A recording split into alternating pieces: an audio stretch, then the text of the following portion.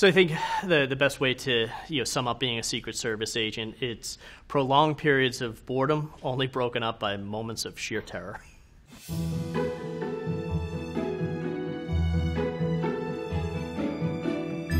Hello, my name is Jonathan Wackrow, and I'm a former United States Secret Service agent. I spent 14 years in the agency and 4.5 years assigned to the Presidential Protection Division during the Obama administration.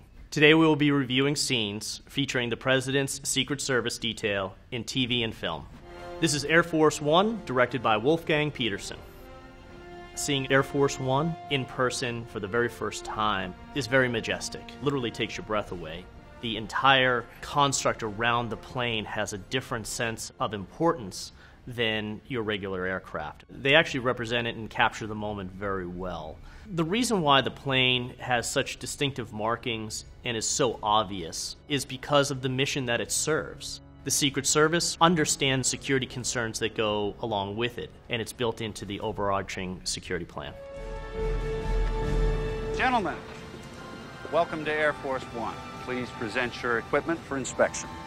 We were just inspected at the gate. Sir, this plane carries the President of the United States, although I understand. I'm terribly sorry. Partially. Please place your thumb on the ID pad.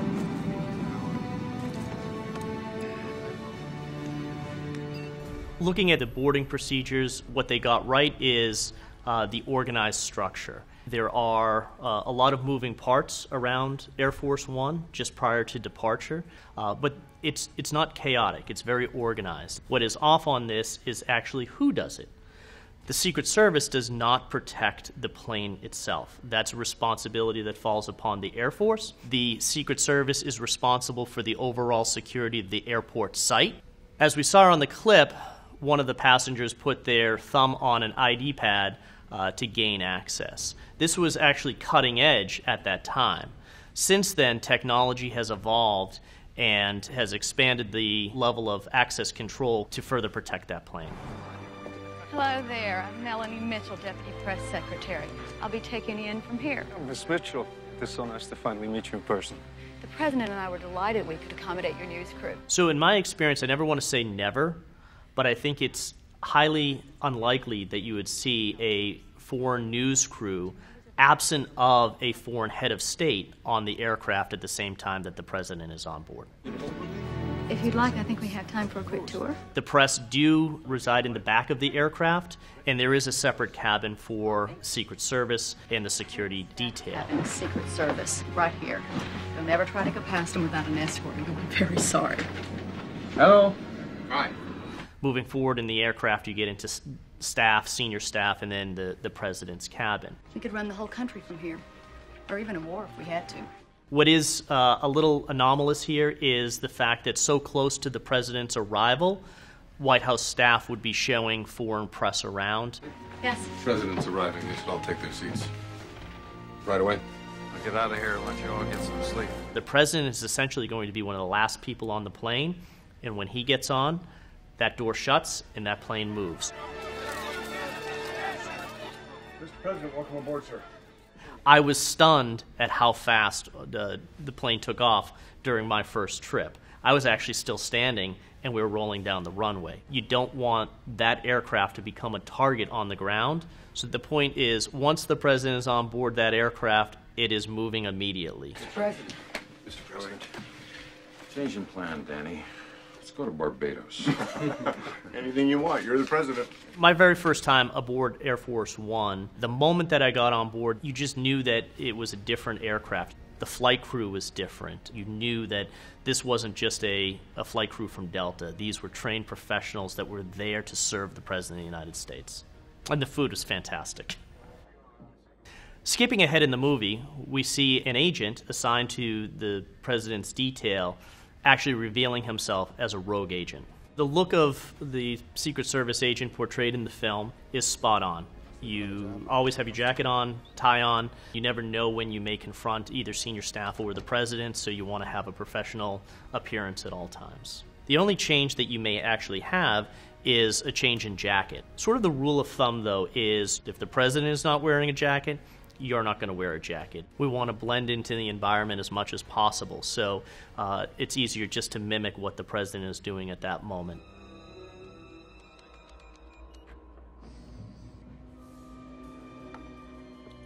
We also see the rogue agent accessing a cache of weapons behind a security wall. What I can say is that this type of weapon system or armament on board the aircraft would be safeguarded by an agent at all times. Beyond that, there's really not much more that I would want to talk about. I only will talk about things that are already out there in the public domain. This is Dave, directed by Ivan Reichman. In this scene, we see Dave, the president's decoy, talking to a member of the president's detail. How long has that been going on? I can't say. You mean you don't know, or you can't say? I can't say. At the White House, the president has access to his own private kitchen within the residence, as we see here, but then also the Presidential Food Service. Quick answer is the president can get anything he wants at any time. The Secret Service tends to try to give as much privacy as possible to the president while he's in the residence. So while we know where he is at all times, it may not be representative like this scene here where an agent is standing next to the president while they're making their meal. So your job is to protect the president all the time. That's your whole job, right? Yes. The president's day is bifurcated into official duties and private time. So while the president may be in a relaxed demeanor, you still have to remain on point and focused on your job at hand. And that's why in this scene, we see that Secret Service agent maintaining his decorum throughout the entire scene. He's staying professional and focused on what he needs to do. If the president was to ever sit down and offer you food, most agents that I know would respectfully decline. You have a gun? Yes. You ever use it? Not yet. Very common question to get. I thought the agent's response was a little bit cute, which he said, "Not yet," indicating that Dave was, starting to encroach on some questions that agent didn't want to answer. If this was the president, the actual president, asking questions, you have to answer them truthfully. But again, you have to understand what is the context of the questioning. Even though we have top secret clearance, you actually can't divulge things, even to the president, that are compartmentalized information. You know, I've always wondered about you guys. The way they say that you'd take a bullet for the president. What about it? Is that really true? I mean, would you let yourself be killed to save his life? Certainly.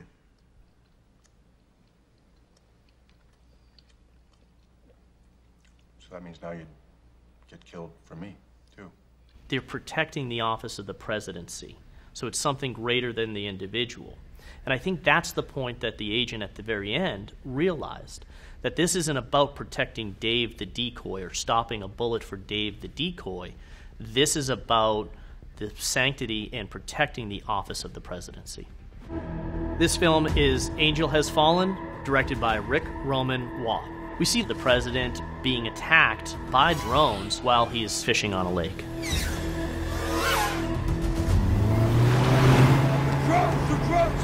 Come with me. Get him under the ballistic hard cover. Keep him down. I'm on my way. So every president's going to have their own hobbies, and each one of those hobbies is going to present a very unique challenge for the Secret Service. It doesn't matter what the activity is, you have to build that methodology around it.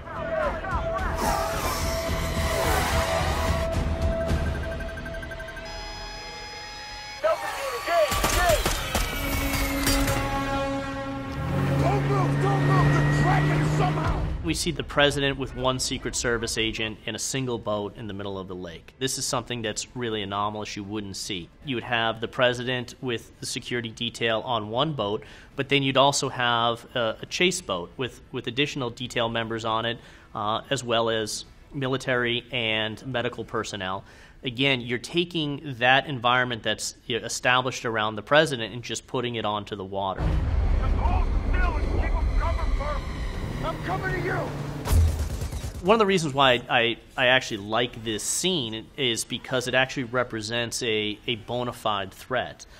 We have seen recently occurrences overseas in Syria where drones have been utilized and weaponized to attack over the horizon. So this scene really does represent what a potential threat could be. There's a lot of technologies that are emerging today in addition to drones that really worry not only the Secret Service, but law enforcement in general. If you think about utilizing AI, machine learning, anything with deep fakes, videos, how do you create disinformation? How do you tap into communication systems? They're coming at you, Mark! Get him in the morning! The hard cover isn't enough! What about you? Go.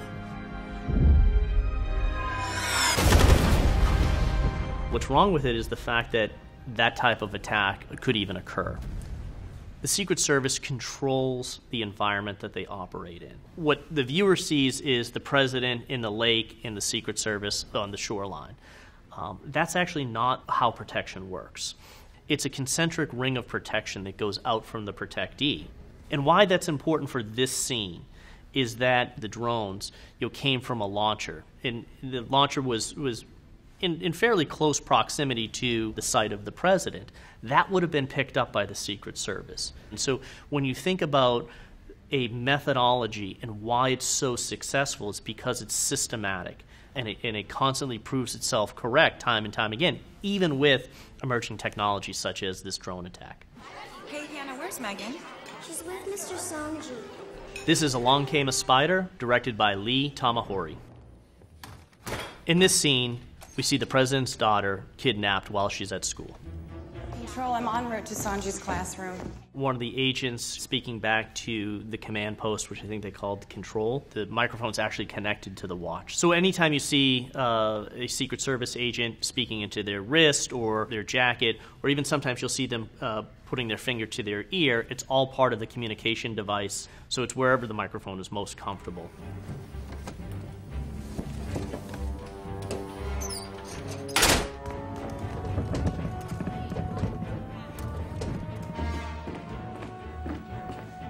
Mr. Sanji, Secret Service, open up. Mr. Sanji! Do you have a key? There's a lot that is wrong. First and foremost, the fact that a protectee is so far away from the Secret Service is never going to happen. Second of all, the fact that a protectee is behind a locked door that the Secret Service doesn't have access to. Third, and I think the most egregious thing is you'll never have a Secret Service agent ask somebody, hey, have you seen where my protectee is? I think that is grounds for termination almost immediately.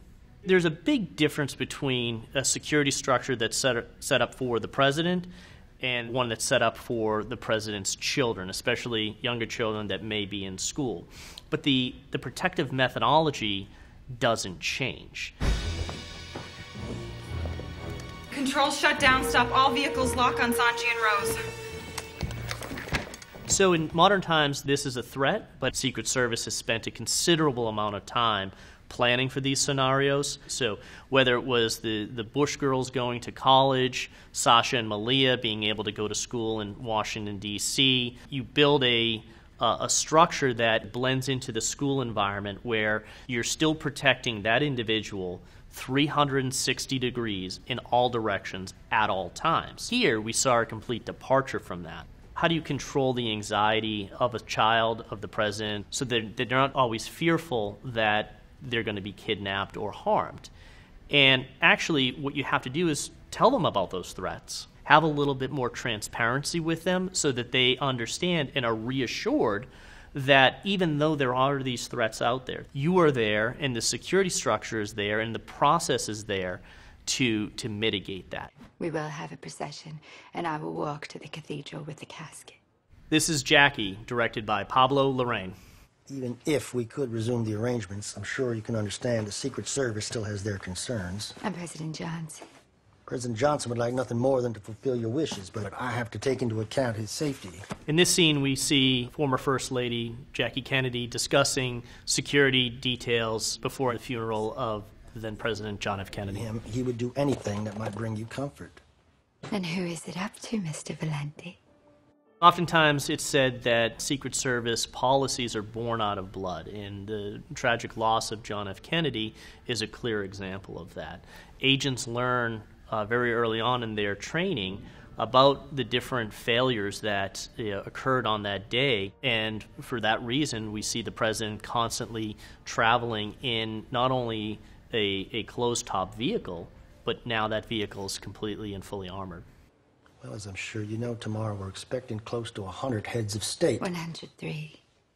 Yes, I'm sure that's right, and I suspect they'll make all their own decisions. Based on what? There's a great deal of classified intelligence that I just can't get into. We've intercepted a threat against General de Gaulle from our assets in Geneva. I'm afraid if he refuses to march, others may follow. The question is, what is the balance of exposure and security? And there's always a fine balance between the two. In this instance, the First Lady felt that it was necessary to bring closure to this traumatic situation for her to walk with the casket.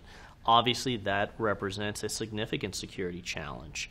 But the Secret Service doesn't dictate the behavior of the protectees. We build a security structure around that behavior. So typically there's no final call made by one individual to dictate a security procedure. What it is, it's both sides coming to an agreement. If it was up to the White House staff, they would have the president standing in the middle of a crowd of 100,000 people with everybody around him. If it was up to the Secret Service, we'd have the president in a big steel box with a little vent for air. There's a big difference, and how do we come to an agreement? Well, that's negotiation. Mr. Valenti, would you mind getting a message to all our funeral guests when they land? Of course. Inform them that I will walk with Jack tomorrow, alone if necessary. And tell General de Gaulle that if he wishes to ride in an armored car or in a tank for that matter, I won't blame him. And I'm sure the tens of millions of people watching won't either.